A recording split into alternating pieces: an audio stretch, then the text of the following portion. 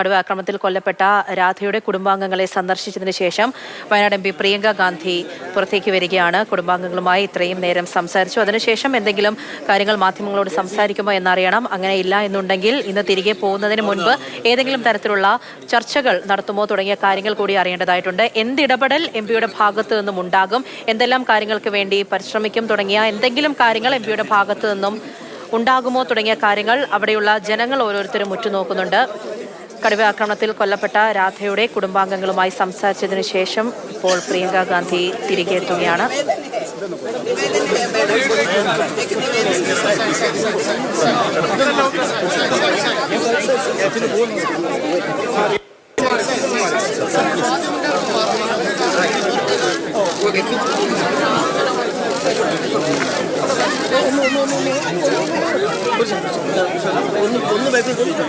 Priyanka Gandhi, K Sudhakaran, KC Venugopal തുടങ്ങി എല്ലാം പ്രധാനപ്പെട്ട നേതാക്കളെല്ലാവരും രാധയുടെ കുടുംബാംഗങ്ങളുമായി ചർച്ച നടത്തിയിട്ടുണ്ടായിരുന്നു. ഇതിനുശേഷം ഇനി കോൺഗ്രസിന്റെ മലയോര ജാഥയിൽ പങ്കെടുക്കുന്നതായിരിക്കും. അതോടൊപ്പം തന്നെ കോൺഗ്രസ് നേതാവ് NM വിജയന്റെ കുടുംബാംഗങ്ങളുമായിട്ടും പ്രിയങ്ക ഗാന്ധി സംസാരിക്കും എന്നറിയുന്നുണ്ട്. ഇതിനുശേഷമായിരിക്കും തിരികെ പ്രിയങ്ക ഗാന്ധി മടങ്ങുക. ഈ സംഭവം ഉണ്ടായപ്പോൾ തന്നെ CCF-നടുത്ത് ഫോണിൽ സംസാരിച്ചിരുന്നു MP. ജനങ്ങളുടെ സുരക്ഷ ഉറപ്പാക്കണം തുടങ്ങിയ കാര്യങ്ങൾ CCF ദീപയുമായിട്ട് ചർച്ച ചെയ്തിട്ടുണ്ടായിരുന്നു. അതേസമയം മറുവശത്ത് പ്രിയങ്ക ഗാന്ധി MP-ക്കെതിരെ വലിയ രീതിയിലുള്ള വിമർശനങ്ങളും ഉയർന്നുണ്ടായിരുന്നു. ഈ രീതിയിൽ പ്രശ്നങ്ങൾ ഉണ്ടാകുമ്പോൾ മാത്രമാണ് നാട്ടിലേക്ക് വരുന്നത് തുടങ്ങിയ വിമർശനങ്ങൾ ഉണ്ടായിട്ടുണ്ടായിരുന്നു. ഇന്ന് മാനന്തവാടിയിൽ വെച്ച് CPM-ന്റെ കരിങ്കൊടി പ്രതിഷേധം ഉൾപ്പെടെ ഉണ്ടായിരുന്നു. സാരംഗ് സുരേഷ് വിവരങ്ങളുമായി ചേരുന്നുണ്ട്. സാരംഗ്, പ്രിയങ്ക ഗാന്ധി മടങ്ങിപ്പോവുകയാണ്. എങ്ങനെയായിരുന്നു അവിടെ നടന്ന കാര്യങ്ങൾ, പറയൂ.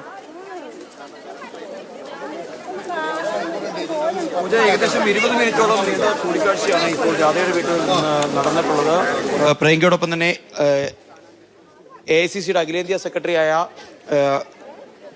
KC വേണുഗോപാലും അതുപോലെ തന്നെ KPCC പ്രസിഡന്റ് K സുധാകരൻ അടക്കമുള്ള പ്രധാനപ്പെട്ട നേതാക്കളൊക്കെ തന്നെ ഉണ്ടായിരുന്നു. രാധയുടെ മരണവുമായി ബന്ധപ്പെട്ടുണ്ടായ ആശങ്കകളും അതുപോലെ തന്നെ അവരുടെ ആ ഒരു വികാരമൊക്കെ തന്നെ പ്രിയങ്കയുടെ മുൻപിൽ പങ്കുവെച്ചു എന്നാണ് നമ്മൾക്കിപ്പോൾ മനസ്സിലാക്കാൻ സാധിക്കുന്നത്. മാത്രമല്ല, എന്തെങ്കിലും പ്രയാസങ്ങൾ നിങ്ങൾക്ക് ഇപ്പോൾ അനുഭവിക്കുന്നുണ്ടോ എന്നുള്ള കാര്യങ്ങളൊക്കെ തന്നെ ചോദിച്ചറിഞ്ഞു എന്നാണ് നമുക്ക് മനസ്സിലാക്കാൻ സാധിക്കുന്നത്. ഇവിടെ നിന്ന് നേരെ പ്രിയങ്ക പോകുന്നത് ഇനി ഇപ്പോൾ വലിയ രാഷ്ട്രീയ വിവാദം ഉണ്ടാക്കിയ, വലിയ കോളിളക്കം ഉണ്ടാക്കിയ മുൻ DCC ട്രഷററുടെ ആത്മഹത്യ നടന്ന അദ്ദേഹത്തിൻ്റെ വീട്ടിലേക്കാണ്.